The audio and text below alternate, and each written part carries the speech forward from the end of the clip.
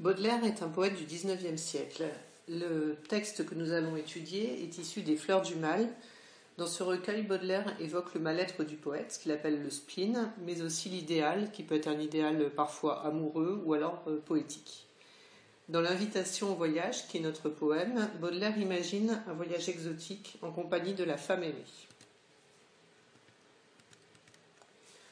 Mon enfant, ma sœur, songe à la douceur d'aller là-bas vivre ensemble.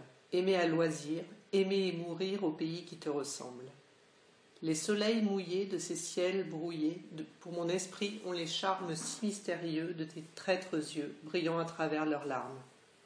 Là, tout n'est qu'ordre et beauté, luxe, calme et volupté. Des meubles luisants, polis par les ans, décoreraient notre chambre. Les plus rares fleurs mêlant leurs odeurs aux vagues senteurs de l'ambre, les riches plafonds, les miroirs profonds, la splendeur orientale, tout y parlerait à l'âme en secret sa douce langue natale. Là, tout n'est qu'ordre et beauté, luxe, calme et volupté.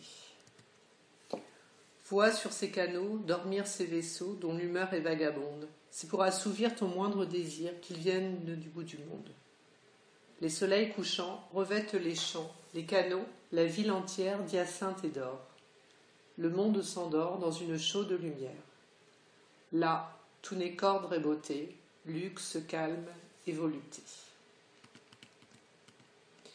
Nous allons, pour étudier ce texte, nous demander comment Baudelaire évoque ici un monde exotique.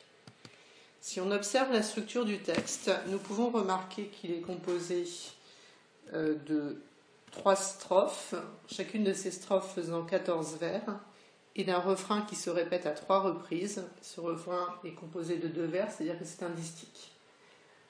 Dans ce texte, les vers sont impairs, ce qui est relativement rare en poésie. Ils sont composés de 5 ou 7 syllabes. Mon enfant, ma sœur, donc nous trouvons ici 5 syllabes, ou ensuite d'aller là-bas vivre ensemble, 7 syllabes. En ce qui concerne le choix des rimes utilisées par Baudelaire, nous avons parfois des rimes plates ou suivies, c'est le cas entre sœur et douceur, et nous avons aussi des rimes embrassées. Ensemble rime avec ressemble et loisir avec mourir, par exemple. On retrouve ensuite, pareil, mouillé, brouillé, puis charme mystérieux, yeux et larmes.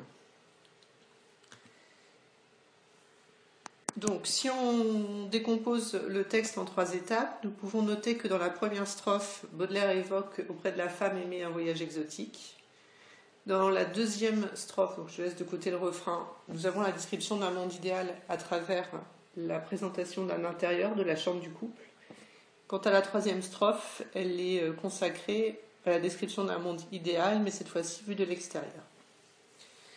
Le poème s'ouvre sur l'évocation de la thématique amoureuse, puisque le poète s'adresse à la femme aimée, mon enfant, ma sœur, et il la représente à travers la métaphore d'une femme enfant pour évoquer une certaine forme de tendresse.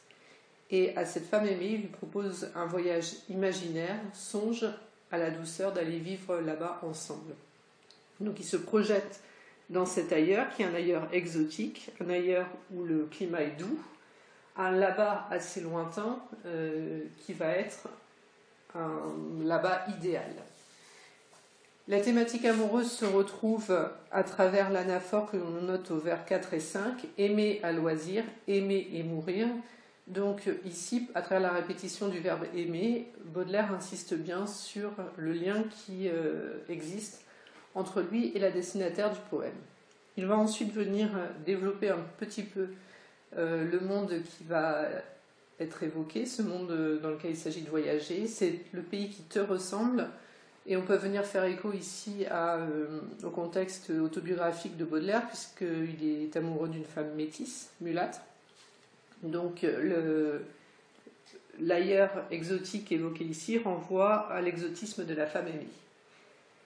Ce monde est décrit à travers la métaphore des soleils mouillés de ce ciel brouillé. On peut imaginer que cette métaphore peut renvoyer par exemple au soleil qui se couche dans la mer ou dans l'océan. Il s'agit bien de décrire un ailleurs qui va être idéal.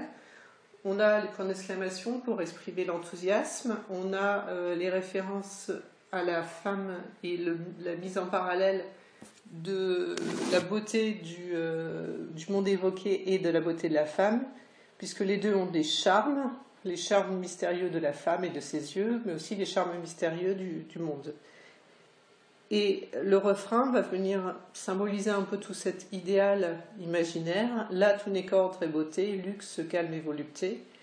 Et on voit le choix de Baudelaire d'utiliser toute une série de termes amélioratifs qui viennent s'accumuler, ordre, beauté, luxe, calme et volupté, pour marquer à quel point ce monde qui est imaginaire est un monde perçu comme absolument idéal et rêvé. La deuxième strophe va venir, donc on va laisser de côté le distique qui sert de refrain.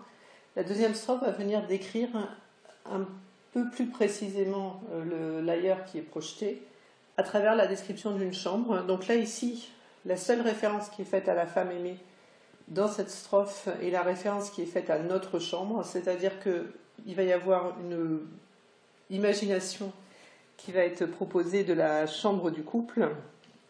Et donc Baudelaire va venir décrire cette chambre.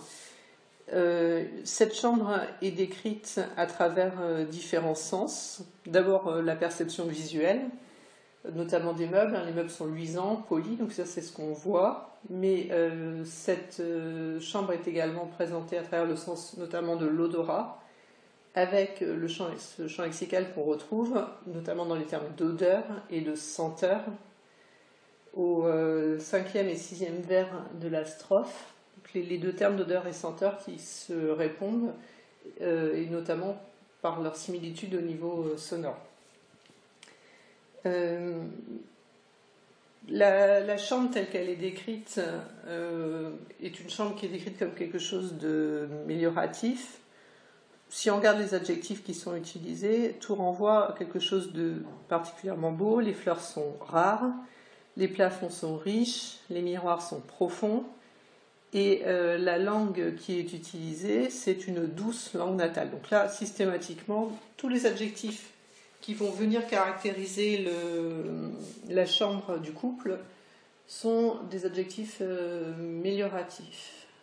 On retrouve ici quand même toujours la notion d'exotisme, d'abord parce que les fleurs renvoient à cet ailleurs lointain. Leurs parfums sont aussi d'un parfum exotique, comme l'ambre. On parle de splendeur orientale, donc toujours avec l'idée de perfection derrière cet univers lointain. Et à la fin, on peut dire aussi qu'on aurait une sorte de référence à Louis, alors même si c'est de manière métaphorique, tout y parlerait à l'amant secret, sa douce langue natale. Dans ce texte viennent se répondre différents sens, donc la vue, l'odorat, l'ouïe aussi. Et on sait que c'est très important pour Baudelaire, cette correspondance entre les sens. On parle de synesthésie pour parler de l'écriture baudelairienne.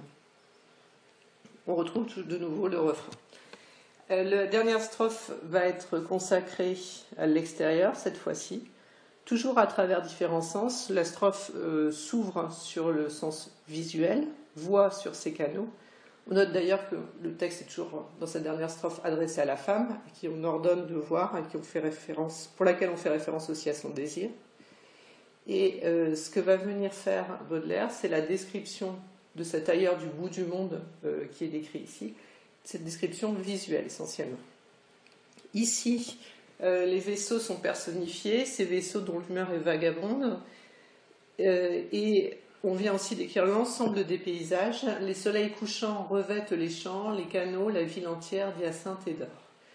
Le monde s'endort dans une chaude lumière. Baudelaire va venir ici décrire tout un paysage au soleil couchant, donc au coucher du soleil.